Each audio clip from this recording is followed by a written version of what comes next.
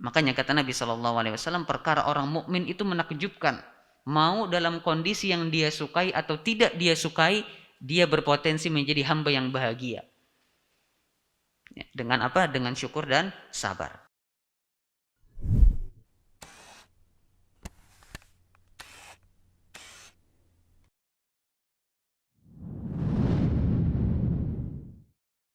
Man yahdihillahu fala mudhillalah wa man yudlilhu fala hadiyalah. Wa asyhadu an la ilaha illallah wahdahu la syarikalah. Wa asyhadu anna Muhammadan abduhu wa rasuluh.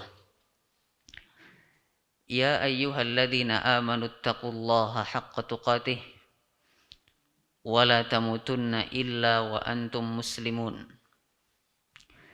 Ya ayyuhan nasu taqu rabbakumul ladzi khalaqakum min nafsin wahidah wa khalaqa minha zawjaha wa batha minhuma rijalan katsiran wa nisaa'a wattaqullaha alladzi tasaaluna bihi wal arham innallaha kana 'alaikum raqiba. Ya ayyuhalladzina amanu taqullaha wa qulu qawlan sadida yuslih lakum a'malakum wa yaghfir lakum dhunubakum wa may yuti'illaha wa rasulahu faqad faza fawzan 'azima. Amma ba'du fa inna asdaqal hadithi kitabullah wa khairal hadi hadiyun nabiyyi Muhammadin sallallahu alaihi wasallam wa syarrul umuri muhdatsatuha wa kullu muhdatsatin bid'ah wa kullu bid'atin dhalalah wa kullu dhalalatin finnar. Kaum muslimin dan muslimat, jamaah keluarga sabarataan rahimani wa rahimakumullah. Kita mulai kajian kita pada malam hari ini dengan memuji Allah Subhanahu wa taala yang masih memberikan kepada kita begitu banyak nikmat dan karunia-Nya. Di antara sekian banyak nikmat yang Allah Subhanahu wa taala berikan kepada kita hari ini adalah nikmat hidayah, nikmat taufik.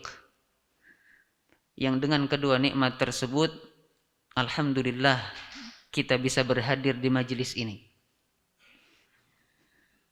Tanpa kedua nikmat tersebut dan tanpa izin dari Allah Subhanahu wa taala, meskipun kita sehat bugar, meskipun kita punya fasilitas untuk datang ke sebuah majelis ilmu, tanpa kedua nikmat tersebut, kaki ini terasa berat sekali untuk melangkah.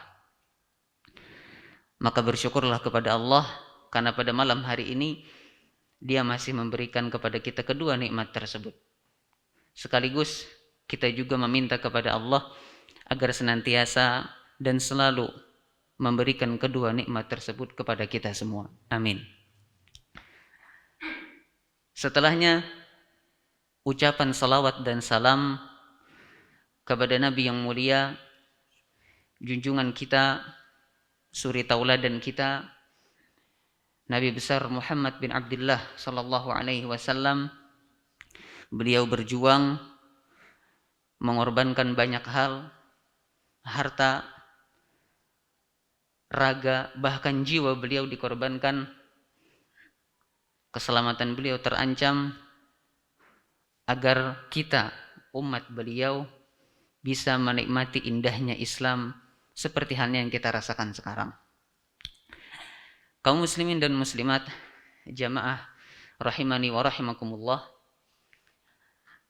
ulun ucapkan jazakumullahu khairan wa barakallahu fikum atas sambutan yang luar biasa. Mengingat ini adalah kali pertama ulun kesini, lalu rancak aja lamun lalu hari Ahad, Sabtu dan Ahad semalam lalu melalui kantor Samsat ini, tapi singgah hanyar ini. Ya.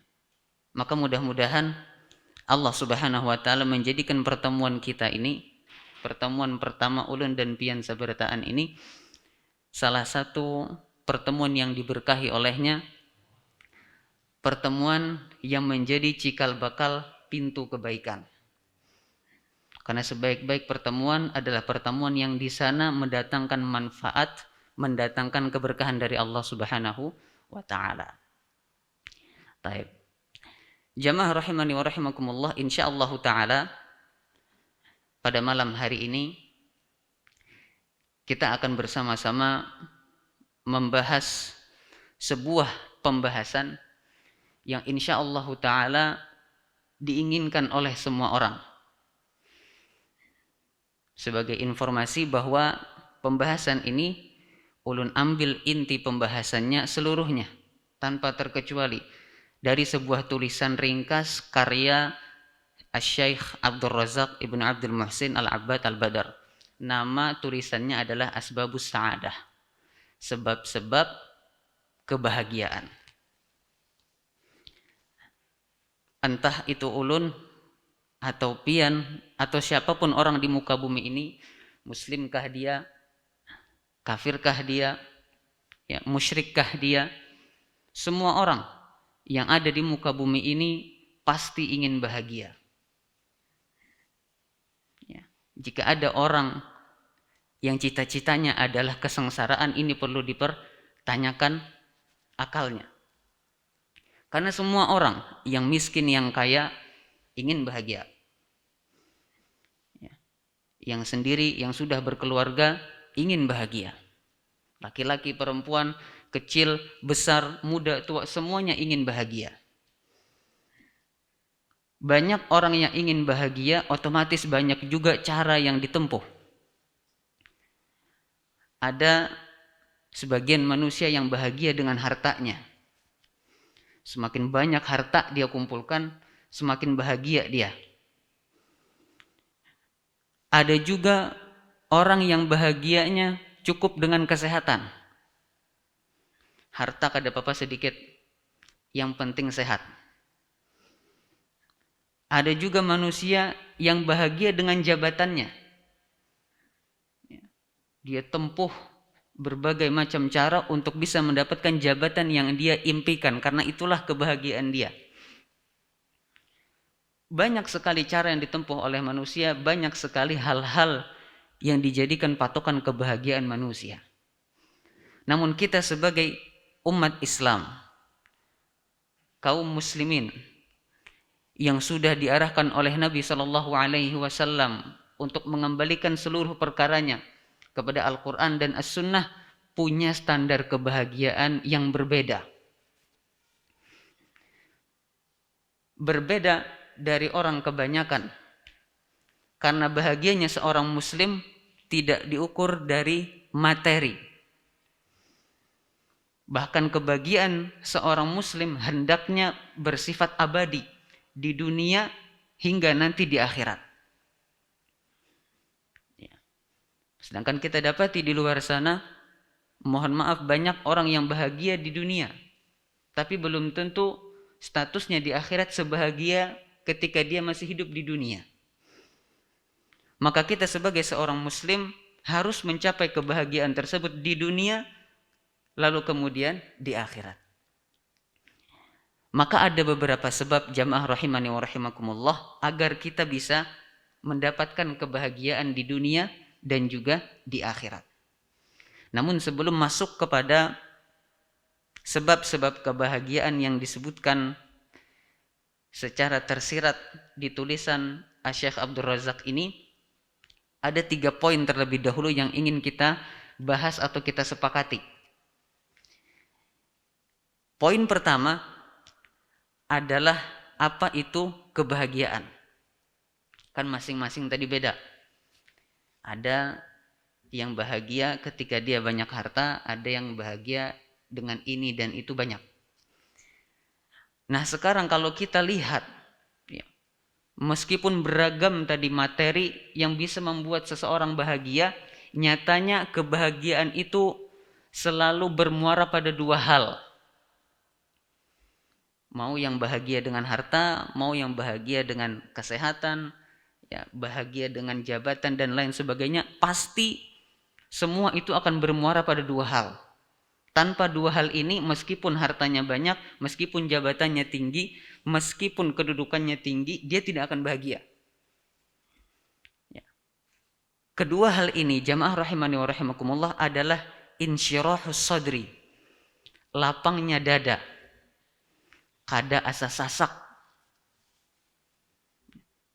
Duit banyak tapi bangun guring sasak sudah dada. Jabatan tinggi, belum masuk kantor sasak sudah dada. Padahal kada ada penyakit apa-apa. Tapi dadanya terasa sempit, terasa sesak. Maka orang seperti ini tidak akan bahagia sebanyak apapun materi yang dia miliki. Itu poin pertama. Poin kedua yang menjadi muara kebahagiaan adalah itmi'nanul qalbi, tenangnya hati. Kalau hati tidak tenang, pasti tidak bahagia. Kalau hati gundah gulana, ya, berjalan ke sini tidak tenang, berjalan ke sana tidak tenang, sebanyak apapun materi yang dia miliki, dia tidak akan bahagia. Bukti nyatanya adalah Nabi SAW dan para sahabatnya. Kada semuaan para sahabat itu sugih, tapi semuanya bahagia. Bahkan sahabat-sahabat yang miskin pun bahagia. Kita lihat ada Abu Hurairah radhiyallahu anhu, beliau miskin. Ya. Perawi sahabat yang menjadi perawi hadis terbanyak. Abu Hurairah 4.000-an hadis. Tapi kondisi ekonomi beliau berbeda dengan sahabat yang lain, berbeda dengan Utsman bin Affan, Abdurrahman bin Auf, ya, sahabat-sahabat yang kaya. Tapi Abu Hurairah juga bahagia sebagaimana Utsman bahagia. Ini menjadi bukti bahwasanya kebahagiaan nyatanya ya berputar pada dua hal, insyirahus sadri dan itmi'nanul qalbi, dada yang lapang serta hati yang tenang. Kalau sudah ada dua ini, materi sudah bukan lagi ukuran.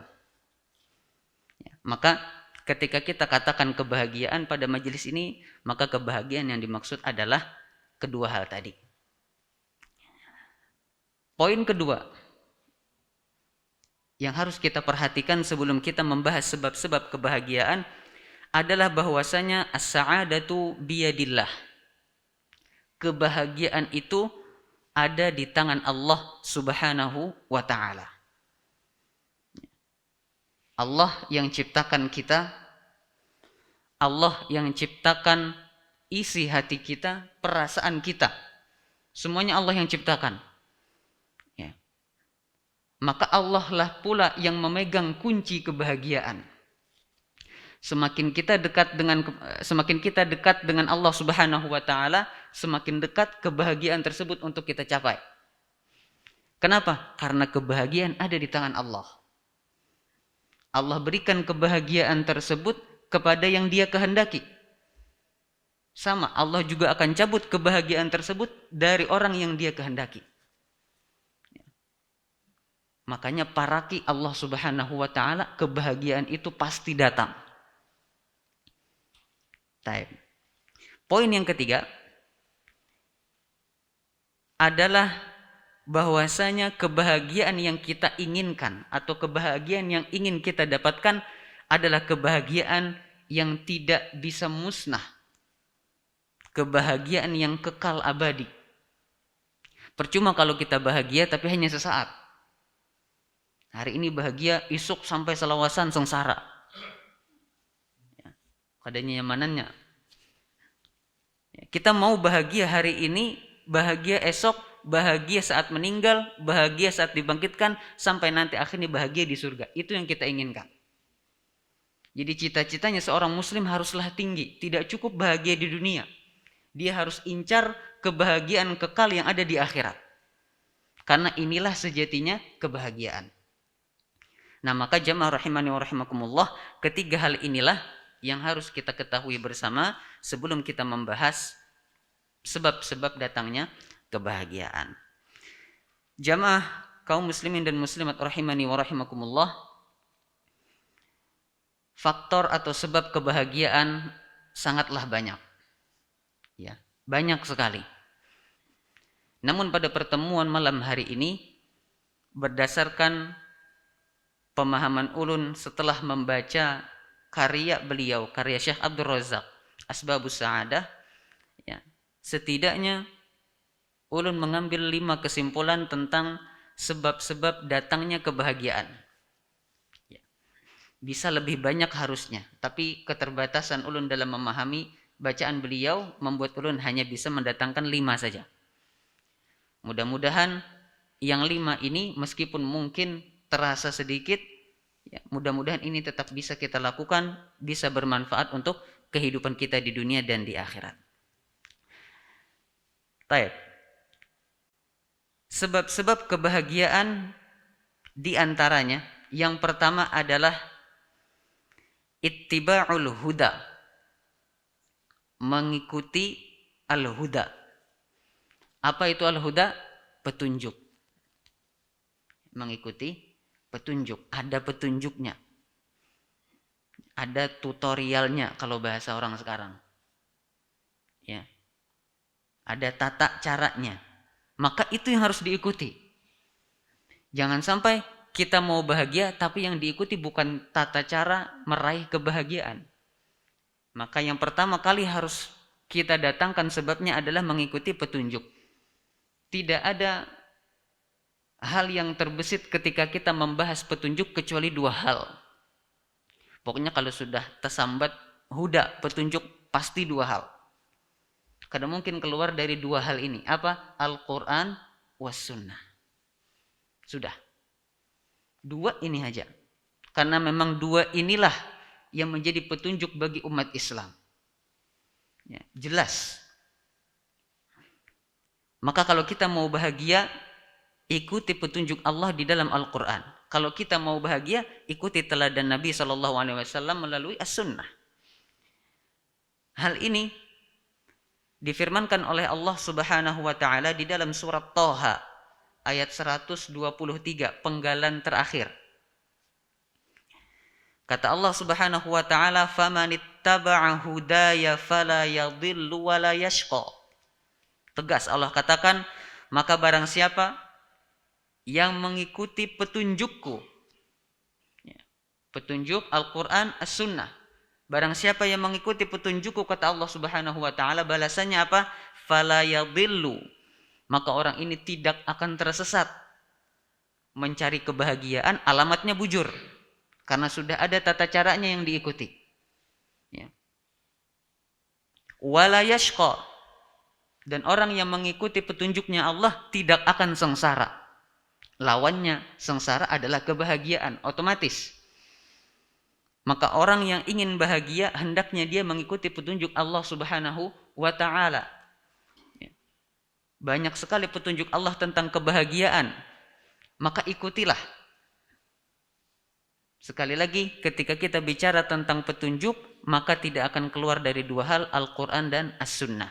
Karena Allah Subhanahu wa taala katakan, Alif Lam Mim, dzalikal kitabu la raiba fih, hudan lil muttaqin.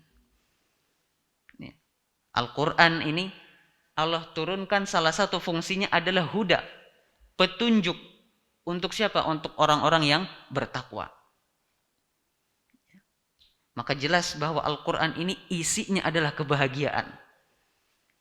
Maka kalau kita mungkin berselancar di dunia maya, di sosial media, kita kadang mungkin menemukan beberapa video orang non-muslim masuk Islam. Rata-rata alasannya setelah membaca Al-Quran. Ya, mereka baca Quran, ternyata mereka mendapatkan sesuatu yang sangat luar biasa, nyaman. Seakan ada petunjuk yang nyata. Setelah tadinya mereka bingung, ini hidup mau dibuat apa? Mereka baca Quran, jelas tujuan hidup, masuk Islamlah mereka. Nah sekarang kita tidak boleh ketinggalan yang Islam sejak lahir. Ya. Maka dekatlah dengan Al-Quran. Sekarang alhamdulillah kalau mau baca Quran, kada harus bawa mushaf Al-Quran. Masing-masing punya HP, di sana bisa digunakan untuk membaca mushaf, meskipun Memang jamaah rahimani wa rahimakumullah yang lebih afdal adalah membacanya langsung dari mushaf khusus. Tapi tidaklah mengapa. Gunakan perangkat yang ada sebagai media untuk mendekatkan diri kepada Allah Subhanahu wa taala. Bacalah Al-Qur'an. Ya. Jangan sampai ada satu hari terlewat dari kita sedangkan kita belum membaca Al-Qur'an. Ya. Ada guru kami ketika masih di kampus, Sidin berkisah bahwa semenjak menjadi dosen, beliau ini punya banyak sekali kesibukan dalam sehari. Ya, mengurus rumah, mengurus keluarga, ya, mengurus pelajaran, mempersiapkan materi, banyak. Ya. Tapi uniknya kata beliau, bukannya waktu luang menjadi sedikit, melainkan waktu luang yang beliau miliki justru terasa semakin luas. Beliau sampaikan kepada kami ketika itu di ruang kelas bahwa salah satu rahasia yang beliau lakukan adalah menyempatkan waktu, menyediakan waktu untuk membaca Al-Quran. Karena jamaah rahimani wa rahimakumullah, tidak ada istilah waktu terbuang kalau kita gunakan untuk beribadah. Kada ada istilahnya buang-buang waktu aja kalau ibadah, tidak ada. Ya, apalagi membaca Al-Quran. Bacalah Al-Quran, syukur-syukur kalau kita punya kesempatan baca beserta terjemahnya. Untuk mendapatkan rasa yang lebih dalam. Untuk mendapatkan petunjuk yang kita inginkan. Begitu pula dengan As-Sunnah. Ya, teladan dari Nabi SAW, kita harus dekat dengan beliau. Ya. Dari mana kita bisa dapat? Ada kitab-kitab hadis yang mudah, Arba'in Nawawi. Ya. Umdatul Ahkam. Namun yang taharat sedikit, Sahih Bukhari, Sahih Muslim, gono-gono. Silakan aja. Ya. Tapi lamun hendak nang nyaman terlebih dahulu, Arba'in Nawawi insya Allah cukup. 40 hadis disebutkan oleh Imam Nawawi, isinya petunjuk dari Nabi SAW. Ya. Cukup insya Allah. Maka dekatkan diri kita ya, dengan As-Sunnah. Dekatkan dengan teladan, karena nyatanya Nabi SAW dengan begitu banyak rintangan dakwah yang beliau dapatkan, beliau masih menjadi hamba yang berbahagia. Beliau masih menjadi manusia yang paling senang. Padahal kita lihat bagaimana cerita Nabi SAW berdakwah ini selalu ada rintangannya. Ya, awal-awal dakwah di Taif, ditawaki orang lawan batu. Ya, berdarah Sidin. Nabi berdarah. Perang Uhud hampir terbunuh beliau. Ya.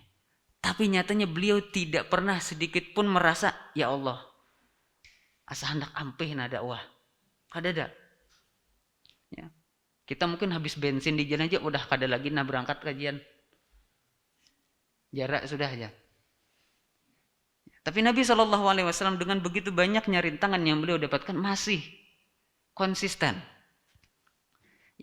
Bahkan beliau tidak pernah murung dikarenakan rintangan yang ada. Justru beliau bahagia, apalagi setelah dihibur oleh Allah Subhanahu wa taala. Maka kalau kita ingin bahagia, jamaah rahimani wa rahimakumullah, ittabi al-huda, ikutilah petunjuk dari Allah Subhanahu wa taala.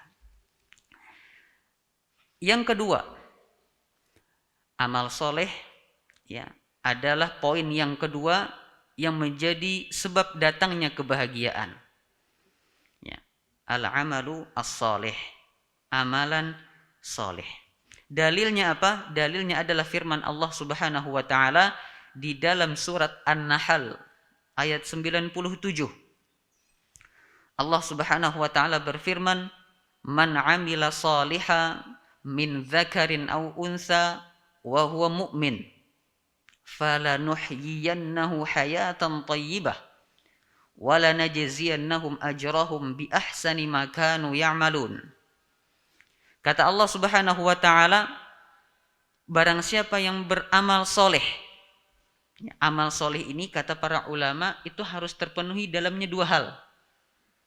Yang satu niat ikhlas, mengharapkan ridha Allah Subhanahu wa taala, kadang mengharapkan yang lain-lain. Yang kedua, harus sesuai tuntunannya Nabi Shallallahu Alaihi Wasallam. Ini ngarannya amal soleh.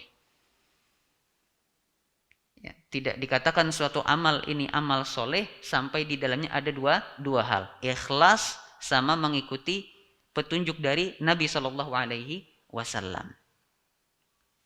Baik, kata Allah Subhanahu Wa Taala, barang siapa yang mengerjakan amal soleh, baik dia laki-laki ataupun perempuan, wa huwa mu'min, dalam kondisi dia beriman.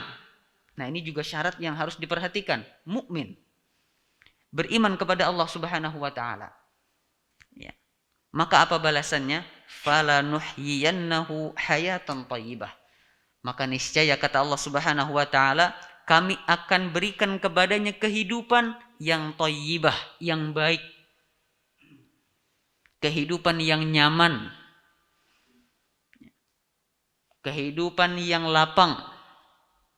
Tidak terasa sempit dunia nang sing luasan ini. Ini sudah menjadi janji Allah Subhanahu wa taala, dan kita tahu bahwasanya Allah Subhanahu wa taala tidak mengingkari janjinya. Innallaha la yukhliful mi'ad. Sesungguhnya Allah Subhanahu wa taala tidak akan menyelisihi janjinya. Lamun kada dapat juga janji Allah, berarti kitanya yang harus introspeksi diri. Bukan ya Allah, salah apa ulun? Ya salah itu sudah. Karena nyatanya janji Allah Subhanahu wa taala adalah janji yang hak. Apabila ada janji Allah belum didapatkan oleh seseorang, maka orang tersebut segera introspeksi dirinya. Jangan-jangan amal solehnya yang belum baik. Ya, bukan mempertanyakan apa dosa saya, banyak dosa kita nih. Ya. Selain itu, selain akan diberikan oleh Allah Subhanahu wa taala hayatan thayyibah, kehidupan yang baik, kehidupan yang nyaman. Wala najziyannahum ajrahum bi ahsani ma kanu ya'malun, dan kami akan balas mereka dengan ganjaran yang lebih baik dari apa yang mereka kerjakan. Tadi di awal kita sepakati bahwasanya kebahagiaan yang kita inginkan ini sifatnya abadi, kekal di dunia kemudian di akhirat. Ini yang di akhirat.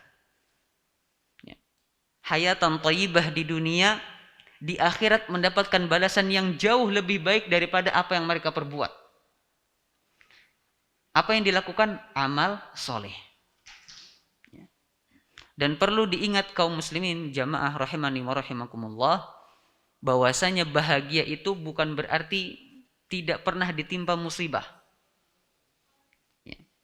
Bahagia itu justru ketika musibah yang ada menimpa,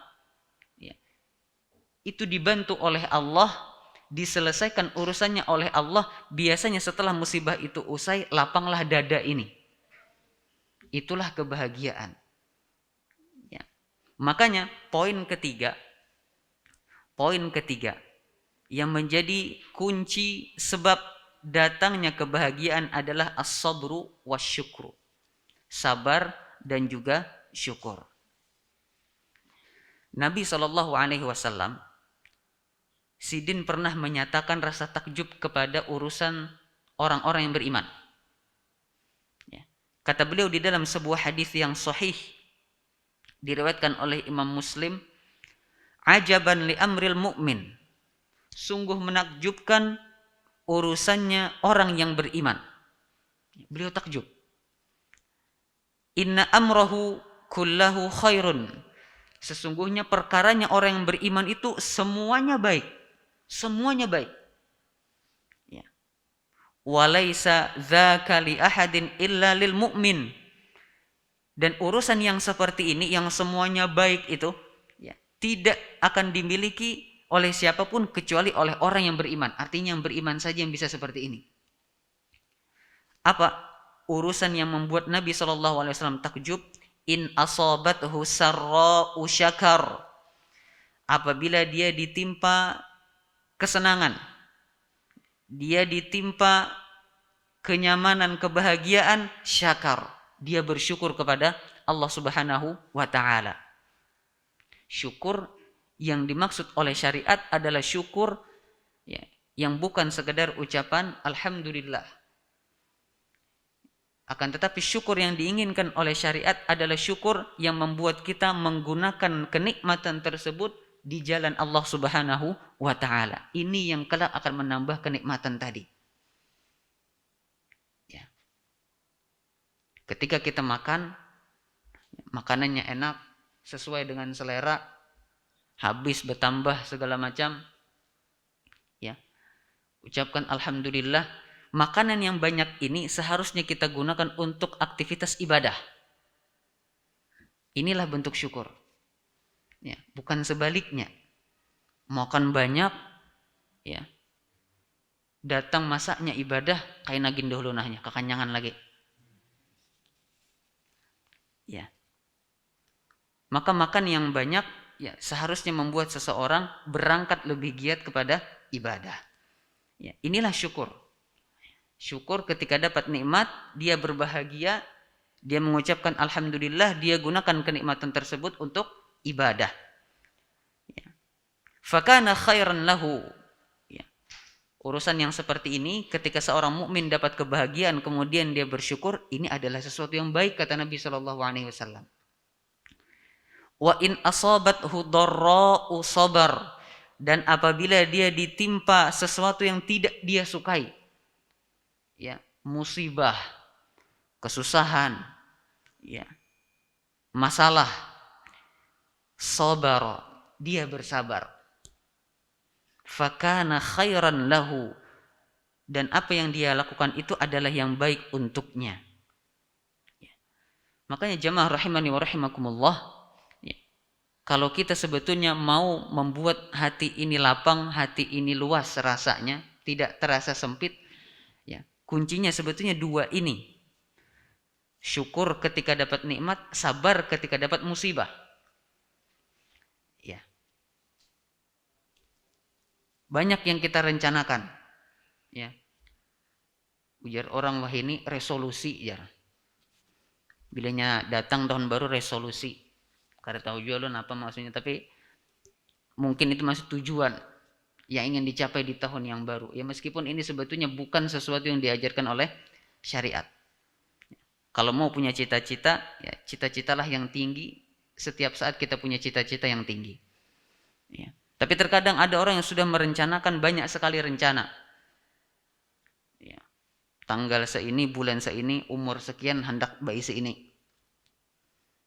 Hendak ini, hendak itu. Ternyata kadang ada yang tercapai. Tidak ada yang tercapai. Tentu saja hal seperti ini membuat kita kecewa sebagai manusia, wajar. Kita kecewa karena cita-cita kita belum kesampaian. Maka solusi atas kekecewaan ini, supaya hilang rasa sempit di dada ini, adalah sabar. Bersabar. Ya. Sambil kita memohon kepada Allah Subhanahu wa taala pahala atas apa yang menimpa kita.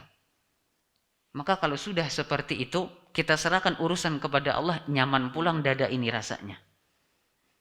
Ya, makanya kata Nabi SAW, perkara orang mukmin itu menakjubkan. Mau dalam kondisi yang dia sukai atau tidak dia sukai, dia berpotensi menjadi hamba yang bahagia. Ya, dengan apa? Dengan syukur dan sabar. Kemudian jamaah rahimani wa rahimakumullah, sebab kebahagiaan yang keempat adalah at-taubah. Bertaubat, memohon ampun atas dosa kita yang pernah kita kerjakan. Kita bertaubat kepada Allah Subhanahu wa taala, beristighfar. Ya. Di dalam surat An-Nur ayat 31, Allah Subhanahu wa taala secara tegas menyatakan, wa tubu ilallahi jami'an ayyuhal mu'minun la'allakum tuflihun. Dan bertaubatlah kalian seluruhnya, wahai orang-orang yang beriman, kata Allah Subhanahu wa taala. Bertaubatlah kepada Allah, la'allakum tuflihun, agar kalian semua berbahagia. Agar kalian semua berbahagia, mendapatkan kebahagiaan. Karena nyatanya jamaah rahimani wa rahimakumullah, taubat istighfar, minta ampun kepada Allah Subhanahu wa taala, ini akan mendatangkan banyak sekali kebaikan. Ya. Di dalam surat Nuh, ya, Nabiullah Nuh alaihi salam, ya, berdakwah kepada kaumnya, faqultu astaghfiru rabbakum innahu kana ghaffara. Ya Allah, aku katakan kepada mereka, beristighfarlah kalian kepada Rabb kalian, sesungguhnya Rabb kalian itu Maha Pengampun. Apa balasan yang akan didapat dari istighfar, dari taubat? Yursilis samaa alaikum midrara. Maka langit akan Allah jadikan menurunkan hujan yang deras. Ya. Hujan yang deras ini akan sangat bermanfaat bagi kehidupan manusia nantinya. Tentu saja hujan yang diinginkan adalah hujan rahmat, bukan hujan dalam bentuk azab. Kemudian setelah datangnya hujan ada balasan lain dari istighfar ini, yaitu banyaknya harta, banyaknya keturunan. Kemudian Allah jadikan kebun-kebun yang indah. Allah jadikan sungai-sungai yang mengalir di sana, air yang jernih, air yang sangat nikmat ketika diminum. Ini adalah kenikmatan yang dihasilkan dari istighfar. Bahkan Al-Imam Al-Hasan Al-Basri rahimahullahu ta'ala pernah suatu ketika di sebuah majelis. Ya, jadi beliau punya majelis, ada murid-muridnya beliau, selesai majelis tiba-tiba ada yang bertanya kepada beliau. Ya, ada yang mengadukan sesuatu, punya masalah, datang kepada Imam Hasan Basri. Di antaranya ada yang mengeluhkan anak keturunannya. Ya, belum punya anak keturunan. Ada yang mengeluhkan rezekinya. Ada juga yang mengeluhkan hewan ternak dan kebunnya. Semua keluhan ini dijawab dengan satu jawaban oleh beliau, yaitu apa? Istighfar. Sedahsyat itu efek istighfar, jamaah rahimani wa rahimakumullah, sampai-sampai beliau cukup menggunakan jawaban ini untuk 3 keluhan. Ya. Makanya betul sekali apabila kita sedang menerima musibah, ya, setelah mengucapkan kalimat istirja, innalillahi wa inna ilaihi rajiun, bacalah istighfar. Minta ampun kepada Allah Subhanahu wa taala. Nabiullah Sulaiman alaihissalam, ya, ceritanya diabadikan oleh Allah di dalam Al-Qur'an. Beliau ini punya koleksi kuda yang bagus-bagus. Kalau kita sekarang mungkin koleksi mobil, berbagai merek, bagus-bagus. Nabiullah Sulaiman punya koleksi kuda. Kudanya sangat bagus, indah, ya, perkasa. Dan beliau punya kebiasaan melihat kuda-kuda ini di waktu menjelang petang. Dilihati, ya, namanya indah. Ya, didatangi. Sampai akhirnya suatu ketika beliau gara-gara memandangi kuda-kuda yang indah ini terlewatkan dari kesempatan zikir petang. Ya, kada ingat sih, Din. Itu Nabi Sulaiman apalagi kita. Ya. Kada ingat.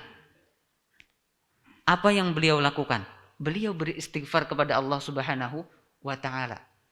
Minta ampun atas kesalahan yang beliau lakukan.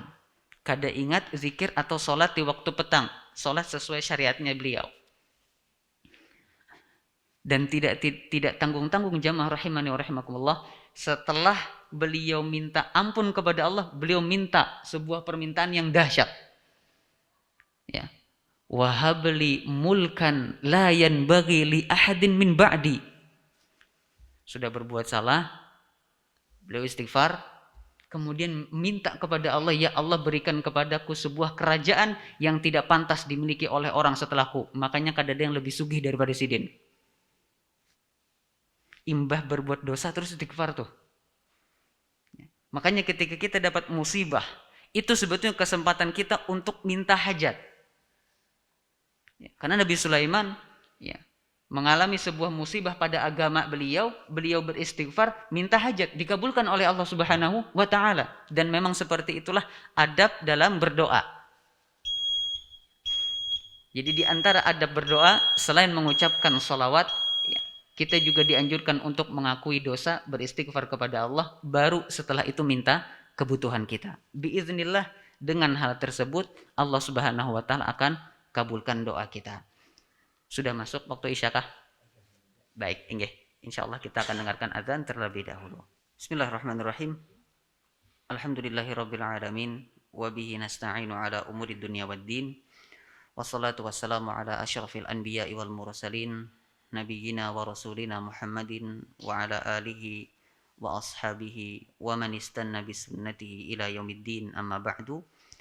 Kaum muslimin dan muslimat jamaah rahimani wa rahimakumullah, kita sudah sebutkan 4 sebab datangnya kebahagiaan. Yang pertama, ittiba'ul huda, mengikuti petunjuk Al-Quran dan As-Sunnah.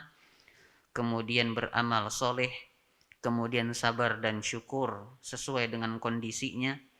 Dan yang keempat adalah at-taubah, bertaubat, memohon ampun kepada Allah Subhanahu wa ta'ala. Kemudian yang kelima, jamaah rahimani wa rahimakumullah, yang menjadi sebab datangnya kebahagiaan adalah zikrullah. Zikir, mengingat Allah Azza wa Jal. Ada orang yang sangat mencintai istrinya. Dia kalau ingat istrinya terasa nyaman. Duh, lapar nah. Ingat ada istri pintar masak di rumah. Oke, aman. Pulang dari toko atau dari kantor, wah, asa sakitan awak. Ingat ada istri yang pintar memijat. Tenang. Ingat, membuat tenang. Sekarang bayangkan bahwasanya kita adalah hamba dari zat ya, yang memiliki banyak sekali kelebihan. Dia yang memberi kita rezeki, dia yang memberi kita kesehatan, dia yang mencukupkan kehidupan kita di saat kita tidak punya apa-apa. Bayangkan kalau zat seperti terus kita ingat, tidak ada lagi keraguan. Dialah Allah Subhanahu wa ta'ala. Semakin kita ingat Allah Subhanahu wa ta'ala, semakin yakin kita terhadap kehidupan dunia ini. Tidak ada yang membuat kita khawatir ketika kita sudah ingat kepada Allah Subhanahu wa ta'ala. Karena kita tahu Allah yang membagikan rezeki, Allah yang mengatur urusan seluruh makhluk, Allah yang mematikan, yang menghidupkan, kepada Allah dibangkitkan. Semuanya Allah Subhanahu wa ta'ala. Kita memiliki zat yang maha sempurna. Kita mau minta apapun pasti dapat, pasti dikasih. Ya. Kita memiliki zat yang tidak kenal waktu close open, kadada. Buka terus pintunya 24 jam. Sehingga tidak ada istilah wah hari ini libur kada kau berdoa, kadada. Kapanpun kita panjatkan doa kita kepada zat yaitu Allah Subhanahu wa ta'ala, pasti dia akan dengar. Pasti dia akan kabulkan. Bagaimana dia kabulkan, kapan dia kabulkan, itu ada pada kebijaksanaan Allah Subhanahu wa ta'ala. Kita tinggal terima. Kalau ini terus yang dihadirkan di dalam pikiran kita, maka kita tidak akan pernah merasa khawatir hidup di dunia ini. Ya. Tidak akan ada merasa kehilangan. Karena sejatinya Allah Subhanahu wa ta'ala Al-Qayyum, Maha hidup. La ta'khudhuhu sinatun wala naum, tidak mengantuk apalagi tidur. Kapanpun kita perlukan, Allah siap untuk membantu. Permasalahannya kapan kita mau minta kepada Allah Subhanahu wa ta'ala. Allah selalu siap kapanpun. Maka manfaatkanlah waktu-waktu tertentu yang biasanya orang-orang terlelap tidur. Sepertiga malam terakhir. Ya. Kesempatan kita untuk mengadukan seluruh masalah kita. Ya. Punya masalah apa yang kalau kita curhat kepada rekan kita, kepada keluarga kita, ya terkadang kita kada dapat solusinya. Malah umpat juga berkisah, woi kamu tuh kada napa-napanya.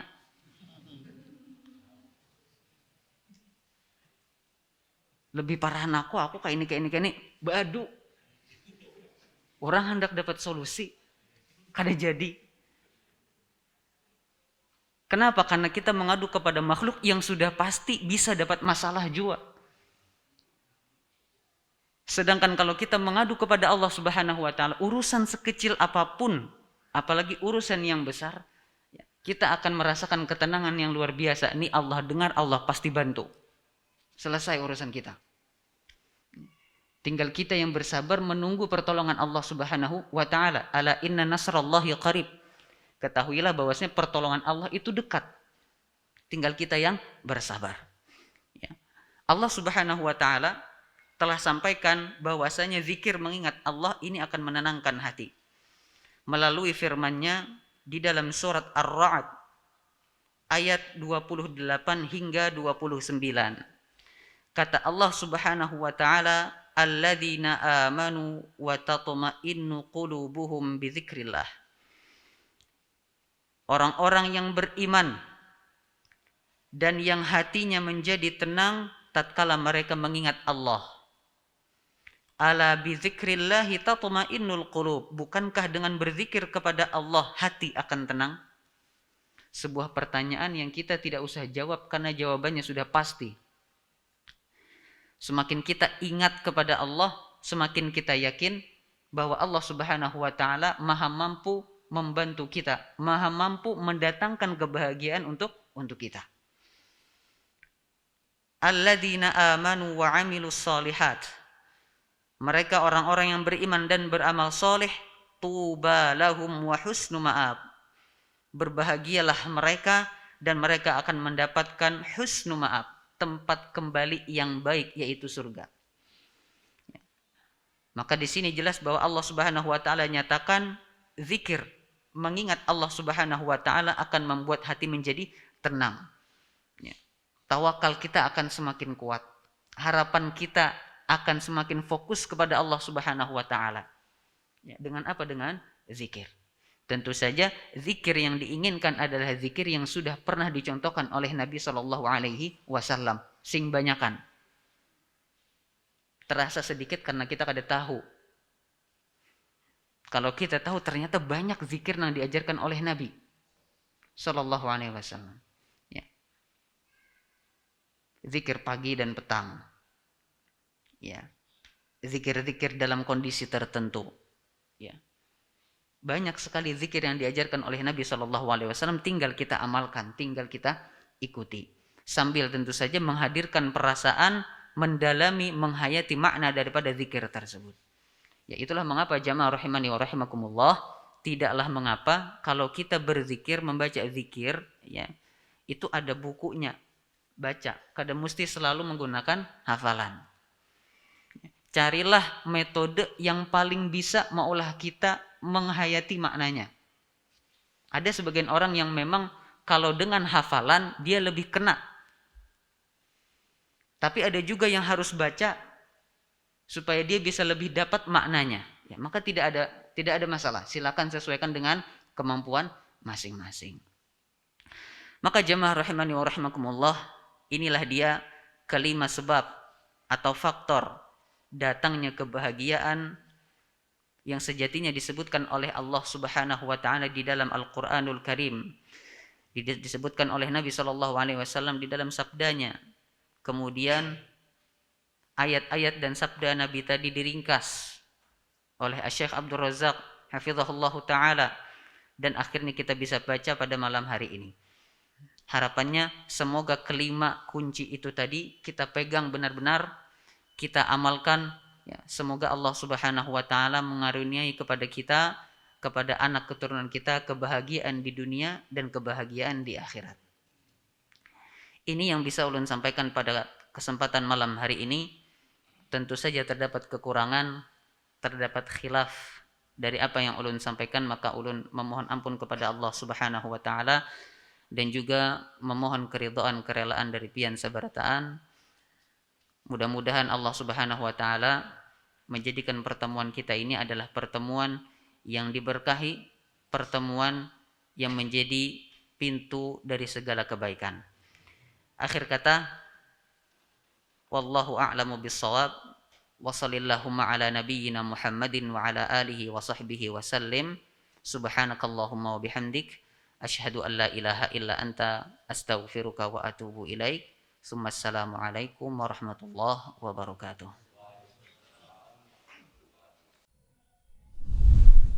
Terima kasih. Jazakumullah khairan wa barakallahu fikum. Video ini dibuat atas partisipasi dari donasi Anda. Semoga menjadi amal jariah bagi Anda semuanya.